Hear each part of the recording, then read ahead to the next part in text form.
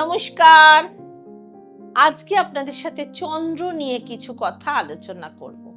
আমি ডক্টর বলাকা ব্যানার্জি। আমার নিজস্ব চ্যানেল সুখের চাকায় সবাইকে স্বাগত। যদি আপনাদের জন্মকুষ্টি বিশ্লেষণ করাতে চান তাহলে অবশ্যই ডেসক্রিপশন বক্সে দেওয়া নাম্বারের সাথে যোগাযোগ করুন। এবং যারা অ্যাস্ট্রোলজি কোর্স শিখতে ইচ্ছুক তাহলে অবিলম্বে আমাদের সুখের চাকা ইনস্টিটিউশন অফ পাম অ্যাস্ট্রো রিসার্চের সাথে যোগাযোগ করুন। ডেসক্রিপশন বক্সে আমাদের যে হোয়াটসঅ্যাপ নাম্বার রয়েছে সেই নাম্বারেই শুধুমাত্র মেসেজ করে আপনাদের নাম রেজিস্টার করান।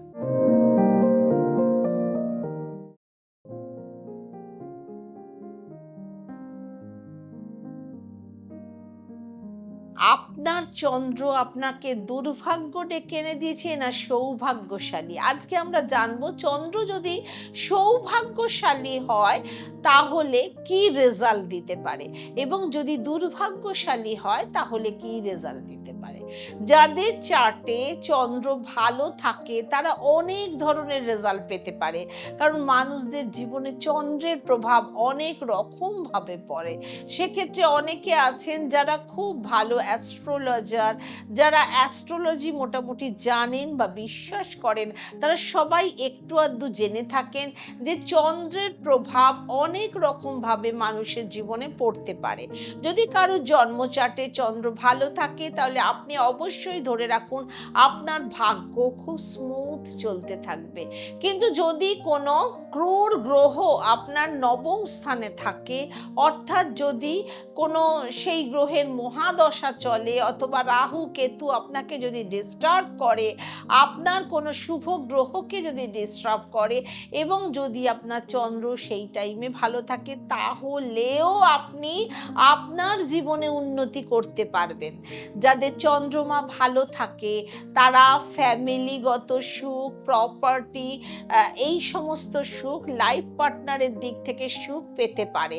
সব থেকে বড় কথা হলো যে ব্যক্তি চন্দ্র ভালো থাকে তারা মাতৃসুখ খুব ভালো পান, মায়ের সাথে ভালো বন্ডিং থাকে, মায়ের থেকে ভালোবাসা পান, এবং যদি চন্দ্রমা ভালো থাকে তাহলে আপনার শরীর স্বাস্থ্য ভালো থাকবে, ঘরে সুখ শান্তি বজায় থাকবে। কারণ ঘরের কোনো ডিফারেন্ট বা কোনা কিংবা কোনো ভুল জিনিস ভুল দিকে রাখা, এই সমস্ত কারণেও অনেক সময় চন্দ্র খারাপ হয়ে যেতে পারে। কিন্তু যদি কারো চন্দ্রমা মজবুত থাকে তাহলে ঘরের মধ্যেও শান্তি থাকে, মানে খোলা আকাশের নিচেও শান্তি থাকবে, এবং ফ্যামিলির সমস্ত মানুষের সাথে খুব ভালো বন্ডিং হবে, মানে একত্রিত হয়ে ভালোবেসে বাস করতে পারবেন।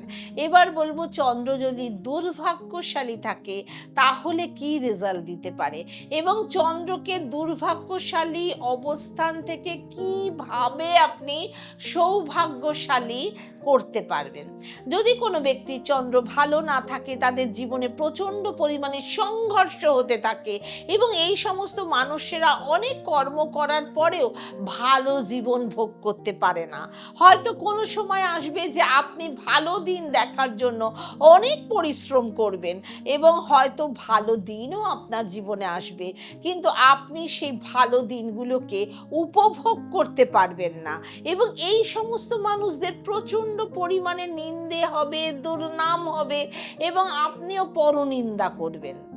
নিজে কি কি কাজ করেছেন সেগুলো একদম ভাববেন না। হেলথের দিক দিয়ে এই সমস্ত মানুষের হার্টের প্রবলেম, লাংসের প্রবলেম হওয়ার সম্ভাবনা থাকে। এরা মাতৃসুখ পাবেন না, ঘর পরিবারের সুখ পাবেন না। যাদের চন্দ্র খারাপ থাকে সেই সমস্ত মানুষরা কোনো না কোনো কারণে রোগে ভুগতে থাকে, পুরুষদের ইউরিনারি রিলেটেড প্রবলেম হওয়ার সম্ভাবনা থাকে, এবং মহিলাদের পিরিয়ডিক রিলেটেড প্রবলেম হওয়ার সম্ভাবনা থাকবে। যাদের চন্দ্রমা খারাপ তাদের মাথার প্রবলেম হওয়ার সম্ভাবনা থাকে, ঠান্ডা, জ্বর, কাশি, ঠান্ডা লাগার প্রবণতা থাকে, সমস্ত ছোটখাটো জিনিস লেগেই থাকে। এদের এমন একটা সিস্টেম, মানে ইমিউনিটি পাওয়ার কম থাকে, এরা সব সময় একটু চিড়চিড়ে স্বভাবের হয়, একটু রাগী স্বভাবের হয়, তাদের সব সময় মুড সুইং করে, ঘোরাফেরা করতে একদম মন লাগে না, শুধুমাত্র তারা ভাবেন কাজে যাবে, কাজ করবে, বাড়ি আসবে, তারা এইটুকুর মধ্যে সীমাবদ্ধ থাকতে ভালোবাসবেন।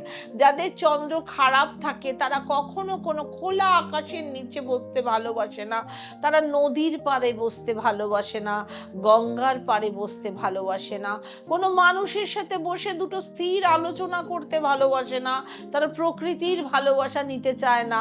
কিন্তু যাদের বৃহস্পতি ভালো থাকবে, তাহলে সেই বৃহস্পতি চন্দ্রকে একটু সাপোর্ট করে দেবে।